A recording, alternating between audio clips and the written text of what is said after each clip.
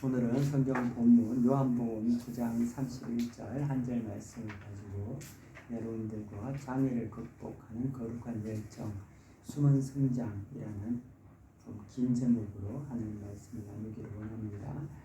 오늘 성경 본문은 아주 짧은 한 절밖에 없지요. 하지만 여러분들이 요한복음 9장 전체를 생각하면서 오늘 말씀을 봐야지만이 말씀을 잘 이해할 수 있을 거라고 생각이 듭니다. 모든 것은 성장을 합니다. 이 땅에 존재하는 것 중에 성장하지 않는 것은 없습니다. 씨는 자라 두터운 흙을 밀어내고 밖으로 고개를 내밀죠. 그리고 뿌리를 내리고 줄기와 꽃과 열매를 맺습니다. 동물도 마찬가지죠. 태어난 모든 동물은 자라게 됩니다. 아주 작은 벌레나 곤충들도 자라게 되죠. 작은 몸짓으로 꿈틀거리면서 또 이리저리 뒹굴어 가면서 자라는 거죠. 이 땅에 존재하는 모든 생명은 자랍니다. 생육과 번성은 하나님이 주신 창조의 명령입니다. 성장하지 않으면 죽죠. 성장하지 않는 모든 것에는 슬픔과 절망이 있습니다. 동물은 성장하지 않는 새끼를 버립니다. 곰이 제 새끼를 버리고 호랑이가 제 새끼를 버립니다. 독수리도 자기 새끼를 둥지에 두고 그냥 떠나가 버립니다. 인간도 그러하지 않겠습니까? 성장하지 않는 아이는 버림을 받고 또 성장이 끝난 노인은 죽습니다. 사회에서도 성장하지 못하면 도태되고 제거가 됩니다. 성장하지 않는 곳은 이렇게 슬픔과 버려짐, 절망이 있습니다. 그러므로 살기 위해서라도 성장해야 합니다. 예수님께서 나면서 맹인된 자를 만나서 고쳐주셨습니다. 그는 태어날 때부터 보지 못했습니다. 그의 눈이 자라지 못한 겁니다. 눈이 성장하지 않은 거죠. 그로 그는 부모에게 버림을 받아 혼자 구걸하며 살아야 했습니다. 사람들은 그것이 자신의 죄 아니면 부모의 죄라고 생각을 했습니다. 그의 성장하지 않는 눈, 다시 말하면 그의 맹인의 삶은 자신에게뿐만 아니라 부모에게도 독화살이 되었습니다.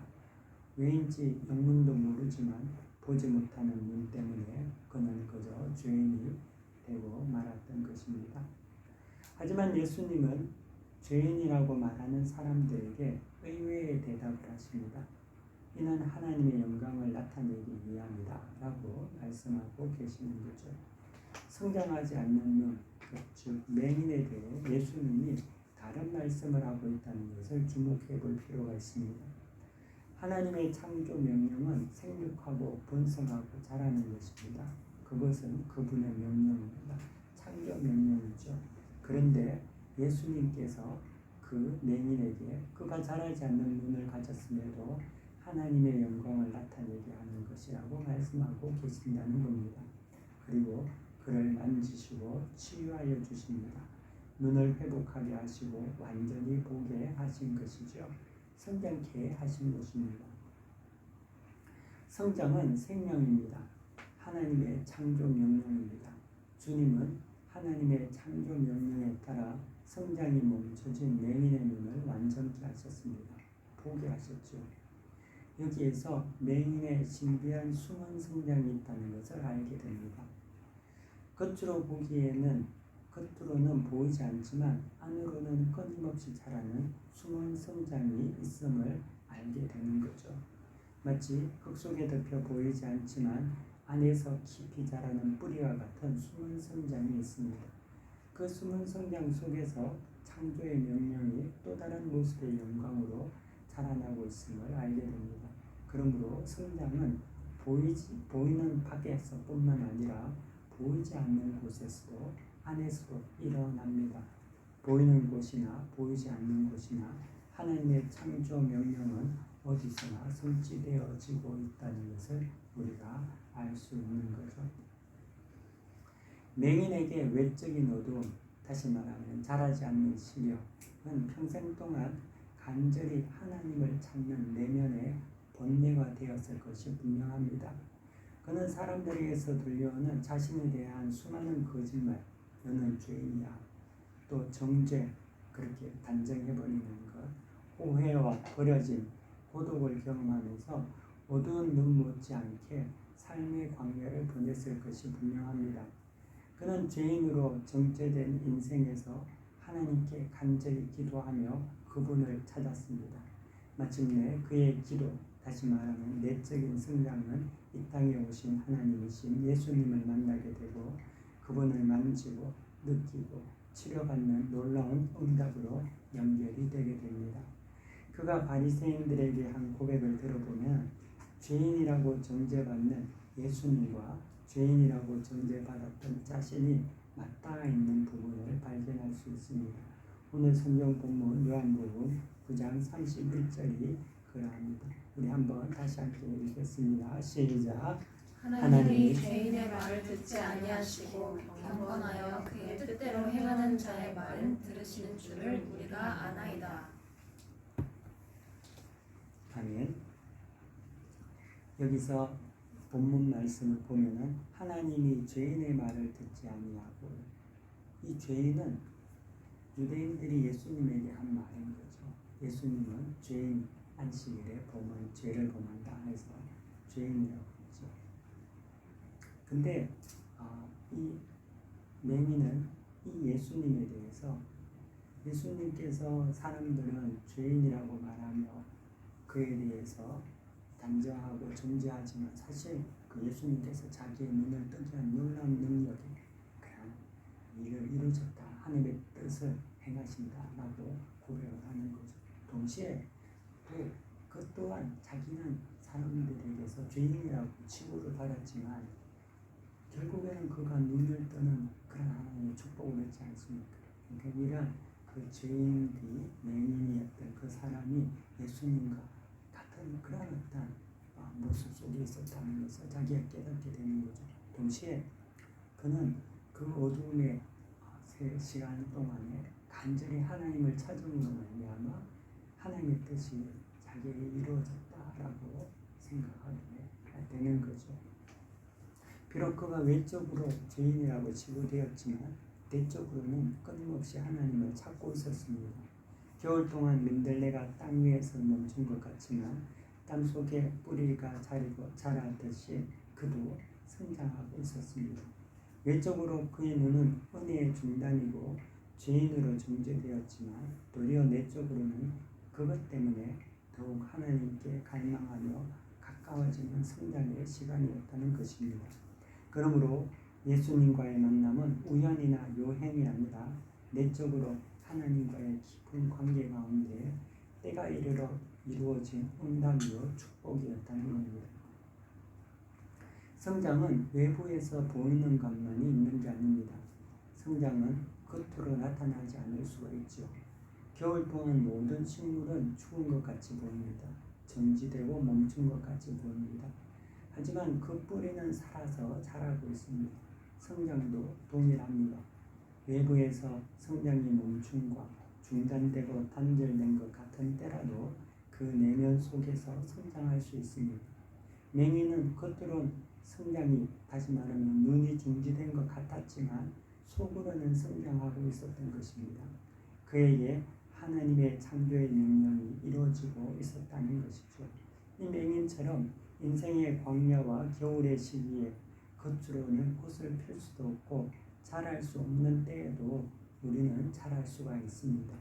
겉으로 보기에 자라지 않지만 안으로 자랄 수 있습니다. 내적으로 더욱 견고하게 자라게 됩니다. 대나무는 한 번에 자라지 않습니다. 중간중간 마디를 만들면서 자랍니다. 그때마다 성장이 중단되는 고통을 경험합니다. 하지만 그 중단은 정지가 아닙니다. 마디를 만드는 시기이죠. 내적으로 견고해집니다. 그 마디가 있기에 대나무는 어떤 폭풍과 거센 바람이 불어도 꼿꼿이 서 있는 나무가 되는 것이죠. 외적 성장도 귀하나 내적 성장을 무시할 수 없습니다. 맹인은 거친 인생의 비바람 속에서 보이지 않는 그런 내면의 성장을 하고 있었던 것입니다. 그런 의미에서 장애 때문에 성장을 포기하는 것은 하나님께서 원하는 바가 아닙니다. 비록 외부로 나타나는 무엇인가가 없는 그때에도 성장해야 합니다. 성장을 포기하는 것은 불순종이고 그 불순종은 죽음입니다. 바울은 디모데에게 경건을 훈련하라고 명령했습니다. 당시 디모데는 평안한 때가 아니었습니다. 외적으로는 거짓 선지자들의 출현과 양심의 화인 맞은 자들로 인해 도전을 받고 있었고 육신으로도 아프고 약한 그러한 시기였습니다. 하지만 그럴 때일수록 바울은 경건을 훈련해라, 내적 성장을 도모하라 라고 말하고 있습니다. 비록 외적으로 정지된 것 같은 환난과 고난과 막힘이 있더라도 내적으로 성장해야 합니다. 기도와 간구로 자라나야 합니다. 광야 40년은 이스라엘 백성에게는 외적으로는 광야의 시기였지만 내적으로는 하나님과 깊어지고 믿음이 성장하며 가나안을 준비하는 그러한 때였다는 것을 기억해야 한다는 거죠. 예수님은 마태복음 19장에 고자에 대해서 말씀하시면서 어머니의 태로부터 고자가 된 이도 있고 사람에 의해서 고자가 된 이가 있고 천국을 위해 스스로 고자가 된 자도 있다라고 하셨습니다. 그리고 이 말을 받을 만한 자는 받을지로다라고 말씀해 주셨습니다. 고자는 장애입니다. 성장하지 못하는 상태이죠. 창조 명령에 역행하는 것입니다. 하지만 그 고자에게도 숨은 성장과 풍성한 삶이 있음을 말씀해 주십니다.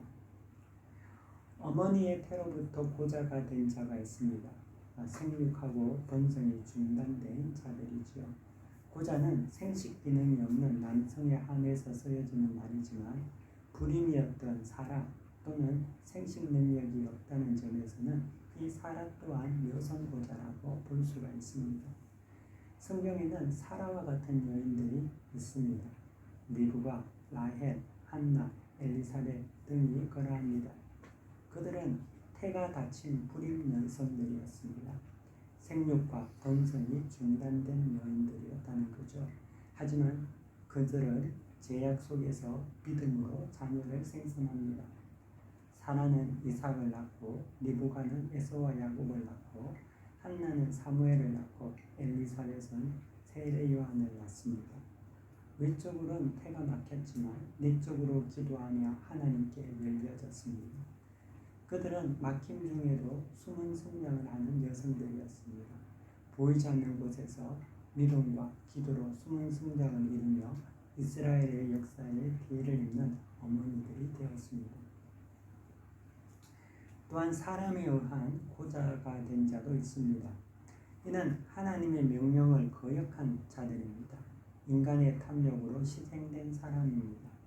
이 고자들은 신세를 한탄하며 저주받은 존재로 여기며 절망하며 살아갈 수 있습니다. 하지만 그럼에도 사람에 의해 고자가 된 자 중에도 열매를 맺는 사람이 있음을 우리는 알아야 합니다. 이디오피아 여왕 간다게의 국보를 맡은 내시는 고자입니다. 그는 사람에 의해 고자가 되었습니다. 그는 생육하거나 번성할 수 없는 자입니다. 창조 질서에 거스려 사람에 의해 억지로 고자가 되어 된 가련한 인생이었습니다. 하지만 그는 자신의 인생을 슬픔과 한탄으로 살지 않았습니다. 그 상황에서도 여호와 하나님을 의뢰했습니다. 하나님을 사랑했습니다. 유대인도 아닌 이방인인 그가 여호와가 참신이요 천지의 창조주이신 하나님을 하나님인 것을 온전히 믿었습니다. 그는 나라의 국고를 관리하는 업무를 맡았지만 그럼에도 불구하고 그 큰 업무를 내려놓고 예루살렘까지 와서 하나님께 경배한 사람이었다는 거죠. 느헤미야가 아닥사스다 왕에게 무너진 예루살렘 성벽을 재건하도록 보내달라고 한 그 요청한 사실을 여러분 기억해 보십시오. 그는 몇 달 동안 기도하며 왕의 두려운 권세 앞에 나아가서 간절히 요청했습니다. 이디오피아 내시가 예루살렘에 경배하러 오게 된 것은 그저 자기의 편리에 따라 자유롭게 오게 된 것은 아니었을 것입니다. 그 내시 또한 기도하며 준비했을지 모릅니다. 여왕 간다게에게 자신의 순례 목적에 대한 간절히 요청을 했을 것입니다. 그런 하나님에 대한 사모함 가운데 예루살렘까지 오게 된 것입니다. 하나님은 그러한 그를 위해 빌립을 예비해 두셨습니다. 빌립을 보내사 그를 만나게 하셨습니다. 복음을 듣게 하셨습니다. 배우게 하셨습니다. 깨닫게 하셨습니다. 성령을 부어주셨고 예수 그리스도의 이름으로 세례를 받게 하셨습니다. 하나님은 비록 고자이며 내시이고 세상에서는 끊어져 버린 인생이었지만 그의 내면의 기도와 사랑 가운데 그 먼 곳까지 빌립을 불러 광야에 보내시기까지 하면서 그에게 은혜를 베풀어 주셨던 것입니다. 그는 고국으로 돌아가서 복음을 전파하며 이디오피아 땅에 예수의 제자들을 낳았습니다. 그는 진정 이디오피아의 영적 아버지 아브라함이 되었던 것입니다. 사람에 의한 고자도 그 내면에 하나님에 대한 성장이 있을 때 번성게 하신다는 거죠. 천국을 위해서 스스로 고자된 자들도 있습니다. 그는 사도 바울입니다. 그는 예수 그리스도를 위해서 스스로 고자가 되었습니다. 바울은 일평생 그리스도의 신부로 자신을 드렸고 모든 육신의 소욕을 포기했습니다. 바울은 고린도 교회의 처녀들에게 결혼에 대해서 권면할 때 결혼하는 것도 나쁘지 않지만 독신으로 사는 것이 더 낫다고 권면했습니다. 결혼으로 마음이 둘로 나누는 것보다 독조함으로 온전히 그리스도만을 섬길 수 있는 그러한 은혜를 권면한 것이지요. 바울은 그들이 자신과 같이 되기를 원했지만 강요하진 않았습니다. 그것은 각자 하나님께 받은 은사이기 때문에 그렇습니다. 스스로 고자가 된 자는 주를 위해서 육신의 소욕을 제하여 버리는 삶을 결단합니다. 바울은 베드로처럼 결혼하지 않았습니다. 베드로는 예수님을 만나기 전에 이미 결혼한 자였기에 이혼하지 않는 것이 하나님의 뜻에 순종하는 거죠. 바울은 결혼할 수 있었지만 스스로 자신의 정욕을 주를 위해 포기했습니다. 육신을 버리기로 결단했습니다. 모든 것을 다 잘할 수 없습니다. 한 손을 계속 쓰게 되면 다른 손은 둔해집니다. 왼손잡이, 오른손잡이는 있지만 양손잡이는 없습니다. 반드시 차이가 나게 되는 거죠. 두 주인을 섬길 수 없습니다. 반드시 한쪽이 중하고 한쪽이 경해집니다. 바울은 주를 온전히 섬기기 위해서 육신의 정욕을 포기하고 스스로 고자가 되었습니다. 이 스스로 된 고자는 태로부터 난 것도 아니요 사람에 의해서 억지로 된 것도 아닙니다. 자신이 스스로 결단하여 주를 위해서 된 고자입니다. 자신의 몸을 쳐서 복종시켜서 오직 하나님의 영광을 위해 쓰여지겠다 결단한 사람입니다. 이들은 성장을 넘어 완숙의 꽃을 피우고 열매 맺는 사람들인 것이지요. 동성애는 성경에서 반하는 것입니다. 동성애는 창조의 명령에 어긋난 것이며 하나님께서 가정이 없는 것입니다. 동성 간의 사랑을 느끼는 자들이 현실에서 존재한다는 것은 사실입니다. 학자들은 말합니다. 동성애의 원인에 대해서 유전적이거나 호르몬의 문제라고 하기도 하고 또 어떤 이는 자라난 환경과 관습의 문제라고 하기도 하며 또 어떤 이는 계열의 일탈과 반복된 학습에 의한 것이라고도 합니다. 여러 정신적, 의학적 가설이 만무하지만 어느 것이 동성애의 주요한 원인인지 정의를 내리지를 못합니다. 미국의 동성애에 관한 조사 결과에 의하면 전체 남성 중에서 4%, 여성 중에서는 1%가 동성애에 대한 성적 호기심과 성행위의 욕망이 있다고 합니다. 물론 동성애에 대한 성적 욕망이 있다고 해서 모두가 동성애자가 되는 것은 아닙니다. 문제는 이 시대가 동성애를 이성애와 같이 정당한 권리이며 자연스러운 현상으로 부추기는 것입니다. 이성애자가 이성에 대한 감정과 관계를 갖는 것처럼 동성애자가 동성에 대한 감정과 관계를 가지는 것이 정상이라고 합니다. 그것을 막는 것이 인간 본성과 자연 질서에 대한 역행이고 인권과 자유에 대한 유린이라고 주장을 합니다. 하지만 이성애자가 이성에 대한 욕망이 있다고 해서 모두 사용하지는 않습니다. 어떤 사람은 그런 욕망이 있어도 결혼하지 않고 평생 혼자 사는 경우도 있고 어떤 사람은 그것을 인내하며 살아가기도 합니다. 그런 사람들 중에는 수녀, 사제, 목회자들이 있습니다. 그들은 바울과 같이 스스로 보좌가 된 자입니다. 초등학교 시절 제가 살던 아파트 단지 내에 형이 있었습니다. 그 형은 사내였지만 영락없는 계집애 같았습니다. 말투도 눈빛도 행동도 그랬습니다. 사람 중에는 무슨 이유인지는 모르나 성적 정체성의 혼란을 겪는 자들이 있습니다. 또 그렇게 주장합니다. 하지만 그렇다고 해서 그들의 장애와 고통이 하나님의 창조를 부정하거나 의심할 수는 없습니다. 비록 그들의 삶이 혼란스럽고 고통스럽고 힘든 길일 수 있지만 그들 또한 창조주 하나님을 찾을 수 있다는 거죠. 동성애적 장애를 가졌지만 하나님을 의지하고 스스로 보좌가 되어 독신으로 살아가는 자들이 있다는 것을 여러분은 아십니까? 그들은 일반인보다 수십 배, 수백 배의 고통 가운데 살아갑니다. 하지만 그들은 스스로 보좌 되기를 결단한 자들입니다. 예수님께서 그들의 모든 장애를 치유하고 도와주시기를 기도합니다. 안타까운 것은 그러한 자들이 이 땅에는 너무 적다는 것이 안타까울 뿐이라는 거죠. 사람들은 대단한 열정을 갖고 살아갑니다. 금을 위해서 땅을 파고 태풍을 대비해 제방을 쌓고 북극의 얼음을 갈라 길을 내고 산 정상에 올라가는 모험가와 자원자들이 넘쳐납니다. 이런 썩어질 왕관을 위해서도 얼마나 노력이 격렬하고 또 끊임이 없는지 모릅니다.